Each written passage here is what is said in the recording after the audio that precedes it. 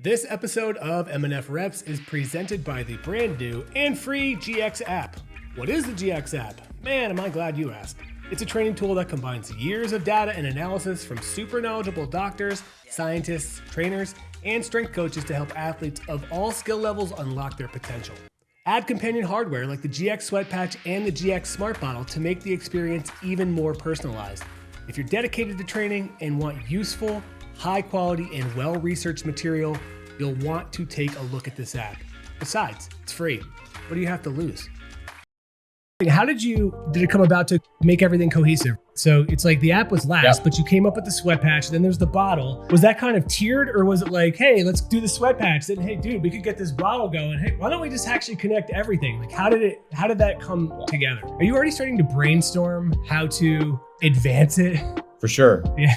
I mean, Eric talked about it as well, but I mean, there's probably things we can't say here. See, I joined the Gatorade Sports Science Institute now almost 4.5 years ago. And from the onset, we've been very interested in democratizing the access to our sweat testing. It's a testing procedure that we've validated in the lab, proven on the field, and we utilize it in testing elite athletes all across the globe. And we've realized that it takes a lot of resources, it takes scientists, it takes lab biochem capabilities, but everyday athlete should have access to that same capability. And for a number of years now, we've been interested in understanding our ability to democratize that, especially as wearables become more and more pronounced in general population. So I want to say back in 2015, 2016 timeframe, I want to say, maybe even a little bit before that, the idea started being conceptualized.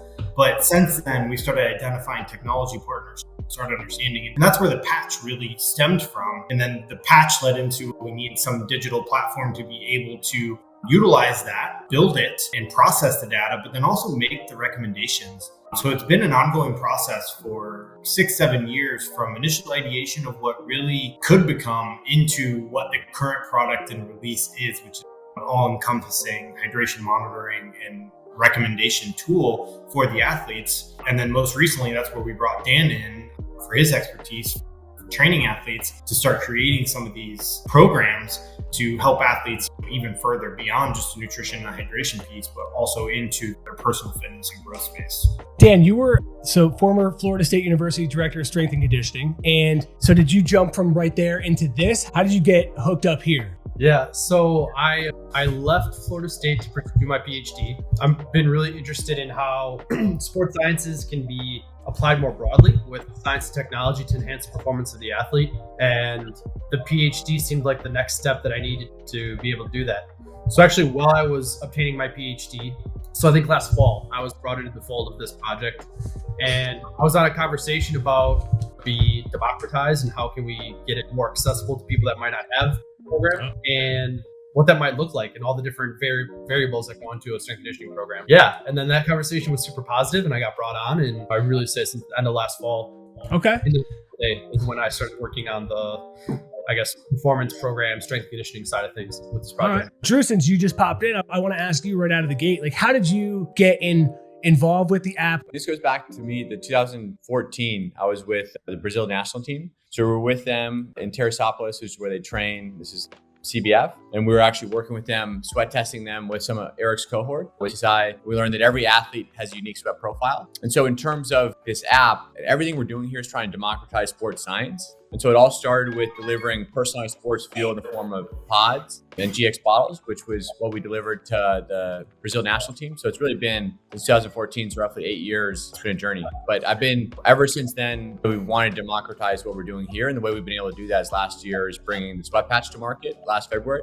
And then now bringing these training programs. Now, like that's the other thing. How did it come about to make everything cohesive? So it's like the app was last, but you came up with the sweat patch, then there's the bottle. Was that kind of tiered, or was it like, hey, let's do the sweat patch, then hey dude, we could get this bottle going. Hey, why don't we just actually connect everything? Like how did that come together? Yeah, no, it's your point. The goal is to democratize sports science. If we think about it, and Dan and Eric know this as well, but there's multiple things you can do to impact performance. And so can we create an ecosystem that's going to help? And so to that point, we knew that sweat testing and democratizing that, so that's the first thing with the app that we did. But if we did that, wouldn't that be great if you could go along with training programs? And if you have training programs, you can actually deliver personalized sports fuel along with that. So really it all came together is like the light bulb went off is if we connect all these things, it's all stronger together. So to your point, we've had some of the sports fuel, we had the sweat patch before, but if we thought Dan and what he could do, if we could layer all these things together, it's a one-stop shop for athletes for both nutrition, training, and recovery. Okay, so I just want to quickly flick through here. So there's a lot of big names on here, right? I do have questions about how the training styles and these training programs and routines were curated, and also because I know that it's customizable, right? So because when I go, say I'm going to go do Serena Williams core and conditioning, I got to start the program. I already even started a different one. So you get a couple questions beforehand. Now, when I'm answering these, I'm 185 pounds. I believe, boyish figure, I know. But so we start doing this. How different does this get? I'm a vegetarian, so I had to put that in there, but how different do these programs get if I selected, say, all of these, is it going to be a drastically different program than, say, if I had none of them checked? So the recommendations, depending on what you're checking there, it's going to alter maybe the nutrition recommendations in and around it. So the nutrition recs are going to be really based on what you're doing, the size of your body, how well you feel like you're recovering, things of that nature. Whether or not you want to have supplements, for example, we're going to float different recommendations based on that. But if you select things like where we're talking in here with the different dietary restrictions, that's going to change what the recommendations, especially in that post-recovery time frame. We're going to make sure they're not milk-based products, and other food products that we're going to recommend to you are going to be vegetarian. So we want to make sure that the more data that we can obtain, the more information of you, the better we can personalize and customize the plan for you. So on the back end, when you're floating through it, you're like, I'm not going to eat that. That doesn't make sense. This doesn't make sense for who I am. We want to make sure that these are really actionable recommendations and that all these recommendations are backed by science. And that's actually something that I wanted to get into as well, is that for years, and this has been a big problem that I've had specifically with the fitness industry, right? Like it's most of the time in sports, it's a lot different, obviously, because you're dealing straight with athletes, but people are like, I'm going to do this workout program, and they don't even bother to think about these types of things, right? Like how everything should be personalized, right? Because if my hip is not working so well, I'm not really going to be able to squat with decent form, and I could really screw some things up. Not that pertains here, but when I'm going to the recovery tools and you're asking these things, I don't know, it made me think, wow, we should be really pushing just personalization and customization to these things, right? Rather than just say, 3 sets of 12 reps and then you're out. I just feel like that's old school marketing BS that like we could just do without at this point. If you're going in, it's not only the rep scheme and not only the weights, but those are going to be personalized based on how you're feeling that day. So there's a lot of dynamism that goes to it. But Dan, I don't know if you want to talk about just going in, we're looking at how you're feeling. Yeah. So after your warm up, the first question you get asked is, how are you feeling today? Try to think of like the ways that you would be a strength coach at a rack, and then try and put that in this program. So as you're going through the tiles, they all have a title that goes with them. And so you're selecting a title that's appropriate for the way that you want to train. For stability and conditioning, if that's what you feel like you need to focus on and get better at, then that's the program that is designed for you. Within those parameters, we can't be super flexible, right? Because then we're not training that anymore. But when you get in the program, you're going to get through your warm up, and then it's going to ask you how you're feeling. And that can auto regulate the intensity for the day. And then the intensity that is prescribed for the day is how you'll be training, and you can interact with that and change that. And also when you start a specific program or get into a new phase, there are benchmark tests that we do. We use the squat and the bench press. We felt that those would be the most accessible for people to do and perform. And it walks you through how to do them. So someone who's really familiar with a repetition maximum, it should feel pretty standard operating procedure. But for someone who's never do that, we tell them like warm up with lightweight, even if that's just the bar. That's okay. That's the way you warm up before you do these things. And we use those numbers that you input in the beginning to reflect the rest of your training. So then my other question is about the athlete themselves, right? So is this the way they train, or is it like inspired by the way they train? Because what you're saying is these things are all going to be, they're all going to work for the individual, right? So that's where I was trying to think about how that would work. The first thing I would just say is that the way we think about this, and Dan he wrote the program so he can comment on it, is that this is the program that athlete, whether it's Serena or Jason Tatum, wishes they would have had access to in high school or after. Because we know that these guys all have professionals, they have limited, for the most part, time to train. Yeah. But what they may not have had is these type of programs in high school or just working on their own. So what we're trying to do is democratize these programs and personalize them, to your point, Zach. And again, if you want to add a little bit more, but this wouldn't be the exact program that they would do, but it'd be inspired by the way that they know and their favorite exercises, so that we could actually give access to something they wish they would have had. Do you have to run it by them? Dan, you're putting these together. Are you like, did they have to sign off on it because they're connected to it? Or are you just saying, look, I've been around the game a minute. I know how elite athletes train. And how do you put them together, essentially? How do you put these programs together? Yeah, so this is the way it was pitched to me. And I think you actually said it really well, Zach. It was like inspired by. If I can reflect on my own life, when I was in high school, I was reading like the Encyclopedia of Bodybuilding, where I had access to. You too, right? Yeah. Yeah. If I wanted to be an elite tennis player, that's probably not the book I should be reading. No. When these programs are put together, the qualities that are listed there would be the qualities that you would train to be that form of athleticism. If you need, or you need to be more powerful, you need to be stronger, things like that. It's really inspired by. If you need these attributes to be good at your sport, this is the way that athletes train. Okay, they don't, they're not doing 4 sets of 10 on every body part 6 times a week. It's supposed to work complementary and in harmony with good nutrition and recovery. And that's how all this gets incorporated with the app. Yeah. It's funny you say that about the bodybuilding encyclopedia, because I played a lot of sports and that was how I trained. Now looking back on it, I just didn't have anybody, I didn't have this type of technology or this type of information at my fingertips. So I did a lot of stuff wrong that probably, looking back on it, like you said, didn't really help me. So this can definitely be a lot of help, I think, to a lot of people. And it's really, look, the user interface is really easy. It's simple to use. It's not, and I'm not just kissing ass here. Like I've been on this for like the last couple of weeks. I've just been digging through since it launched in like early October.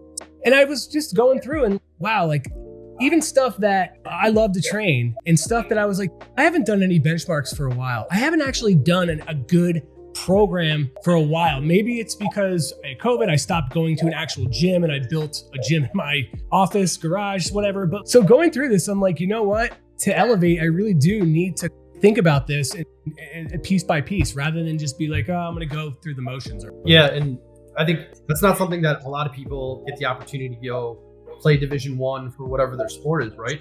And so the way that the way that you would conduct a D1 training session, you're going to bring people in, you're going to warm them up. If it's a specific time of the year, there might be a pre-test or a post-test or a mid-season test to evaluate how we're performing and how we're doing. We're going to have exercises that are pertinent for sport. And then also, we're not going to break the rules of strength conditioning, like exercise order, selection, repetitions, intensity. These all play a critical role in the development of the athlete. So this is a question for all you guys too, is that obviously PepsiCo/Gatorade, it's huge. It's a big company, right? And also Gatorade everybody knows it. But it's also like, this is a really saturated market where you're going for fitness apps or whatever, and I'm not saying on quality, it's saturated with a lot of trash and a lot of garbage and a lot of misinformation. And clearly the mind sitting here, you guys live it and breathe it and you've studied it and it's something you're doing.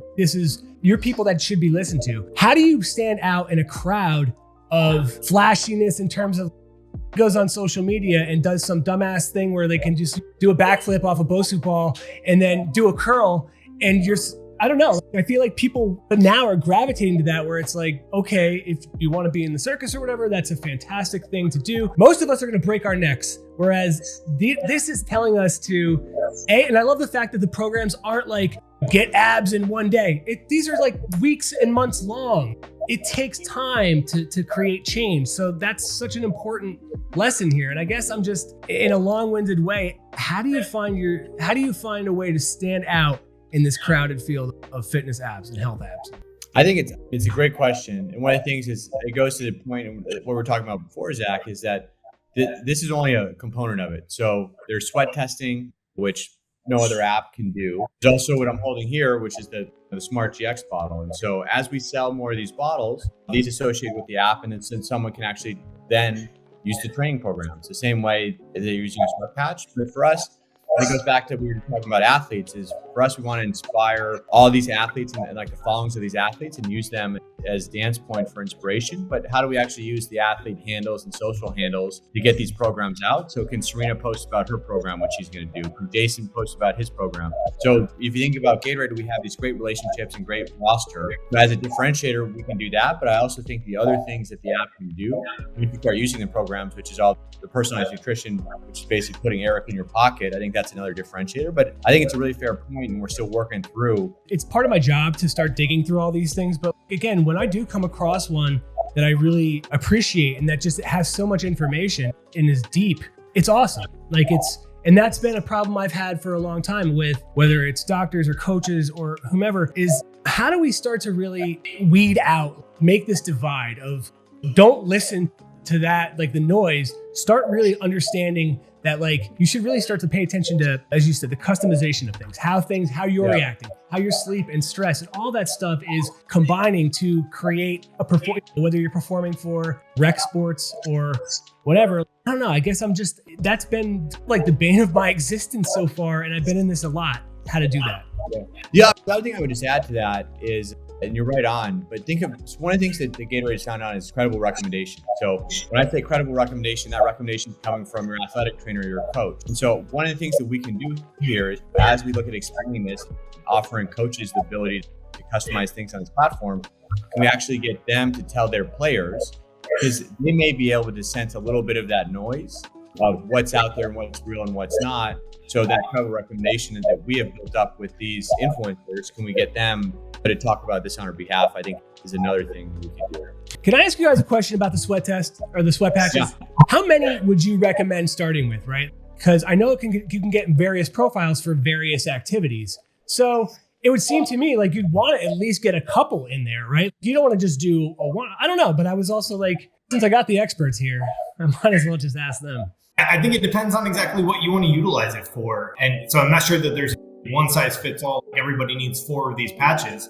I think you have to look at it from the perspective that the information that you're going to glean from it is only going to be translatable in the environment that it is that you're going to be going and competing in. So if you know you have a big competition coming up, whatever that may be, you need to try to simulate that environment as best as you can. Temperature, intensity, when, during the day, across the week, how are you going to go about doing that? If you can simulate that as best as you can, you're going to get the best translatable data to be able to say, this is how you're going to sweat during that time that you're training really hard or during that competition, so that you can best set yourself up for success, so that you're getting the recommendations on how much fluid you should be consuming, what that carbohydrate concentration should be, and how much sodium you need to take in. So in reality, like I think it depends on how often it is and what the athlete is really going to glean from it. If you're going to different environments, different temperatures across the year, all those things are going to adapt and change your exact sweat profile. So I think it's going to be variable depending on the individual and when across the year as well. Yeah, I got to tell you, I wish that this would have been something that I had access to. I was doing prior to pandemic. I was doing a lot of adventure races and like ultra races and things like that, specifically with Spartan. I have a good relationship with those folks and I enjoyed them, but I was never really built for that, right? So it was something I did because it was new and I really wanted to be able to express to people that, hey, you don't got to just do things that are comfortable. Getting out of your comfort zone is good and failing is fine. But I really didn't want to fail. There was times where I did some of their really difficult races and I got pulled out of a couple of them medically and it sucked because I didn't have the knowledge of how I needed to either. The nutrition aspect I realized was a big problem. I don't know still what I was missing, which is why I really think it's cool to have that available. And I didn't know at the time what I could do. So this would have really been helpful in that aspect. But I also think about the high school kid who wants to make the team or wants to be a standout.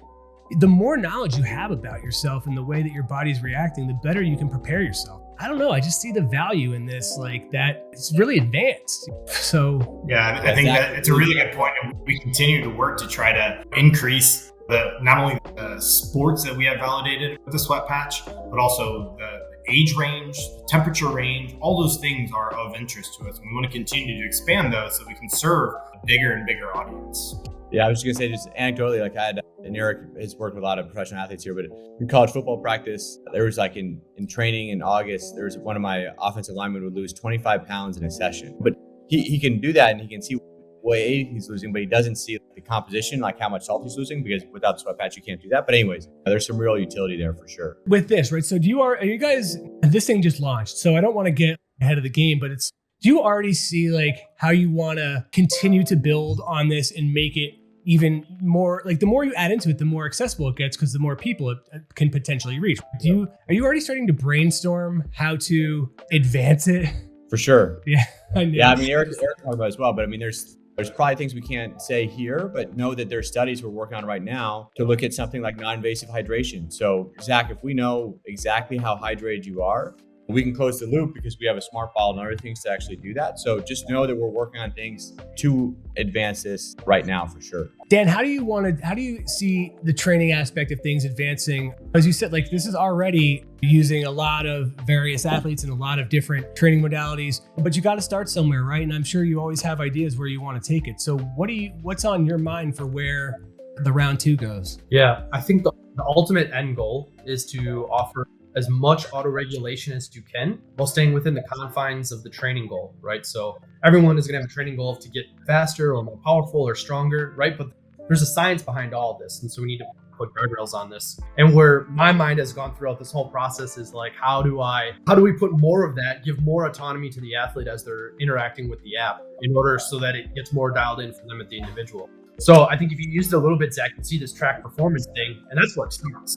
It starts there, being able to have a history of everything that you've done. And one of the hardest things that I've seen in my professional career is that the regulation and changing on the fly can be really tough to do. And the more ways that we can be innovative and creative in the ways that we can approach that within the confines of a specific training goal is just going to make the athlete's experience more better. This is a lot of information, a lot of stuff that you can get I don't know, like people pay a ton of money for this. So this to me is the bundle, right? Because you're getting all of that stuff. You have the option to get all of that stuff. As much as the quiz is cool, and I would like it even more if I also know that it's going to be complementing my training and my other goals. So to me, this is just, as I said, it just goes, it's that much deeper than other things that are available. That's the whole insight, is that we were delivering personalized nutrition recommendations, but we didn't want someone to go to a different platform for training, nutrition. So make it easy for them so they can open one thing and get it all in one place versus going to disparate apps or places for it. No, that makes sense.